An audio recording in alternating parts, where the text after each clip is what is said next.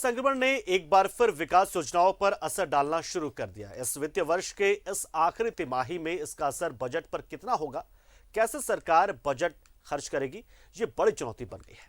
कई मंत्री और अधिकारी कोरोना की चपेट में आ गए हैं। इन सब के बीच सरकार कैसे काम करेगी, इस विषय पर मंत्री आलमगीर आलम से खास बातचीत की हमारे सहयोगी विपिन ने।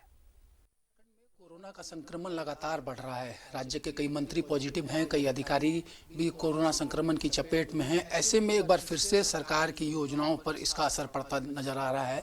कैसे सरकार तमाम चीज़ों को मॉनिटरिंग करेगी, तमाम मसलों पर बात करेंगे झारखंड के ग्रामीण विकास मंत्री आलमगीर आलम से। सर, कोरोना संक्रमण की इस तीसरे लहर में कई लोग इसके चपेट में हैं, चाहे वो मंत्री हो, अधिकारी हो, आम हो, खास हो।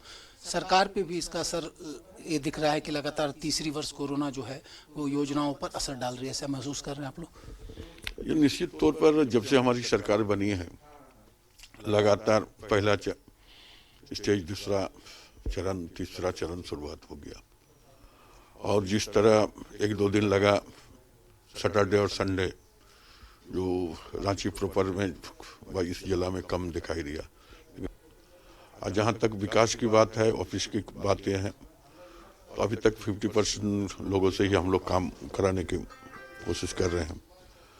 और इससे दो ही चीज हमारी सरकार का जो फोकस है, जीवन और जीविका, तो दोनों जीवन भी कैसे करके ठीक रहे, स्वस्थ रहे, लोग निरोग रहे, इस महामारी से दूर रहे, उसकी भी कोशिश सरकार कर रही है। जो जानकार बता रहे हैं कि तीसरे लहर का जो असर है वो फरवरी अंतिम या मार्च के पहले सप्ताह तक रह सकता है। तो ऐसे में इस फाइनेंशियल ईयर का ये अंतिम तिमाही चल रहा है। सर, बजट की राशि को भी खर्च करना है, नया बजट भी सरकार को लाना है, तो ये कितनी बड़ी चुनौती होगी?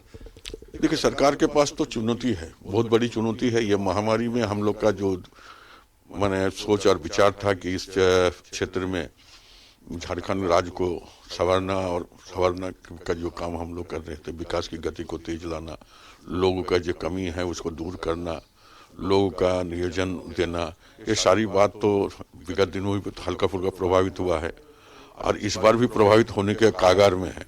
आखिरी सवाल, जिस तरह से आपने भी देखा कि अब संक्रमण का दायरा बढ़ रहा है, सरकार ने कुछ पाबंदियां लगा रखी है, 15 जनवरी को फिर से रिव्यू होना है, तो ऐसे में कुछ और पाबंदियां लगाने की आवश्यकता है या फिर इसी तरीके से जन भागीदारी और जनता को सरकार के गाइडलाइन का पालन करके इस लड़ाई को लड़ना होगा?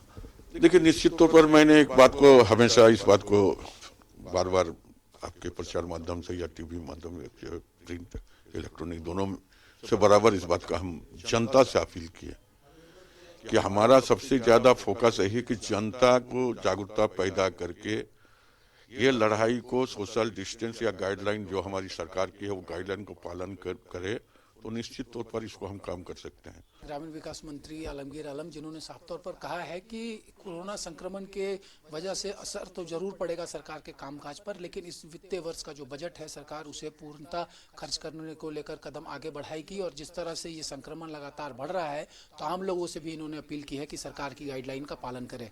सहयोगी सुशील के साथ विपिन उपाध्याय, न्यूज़ 11 रांची।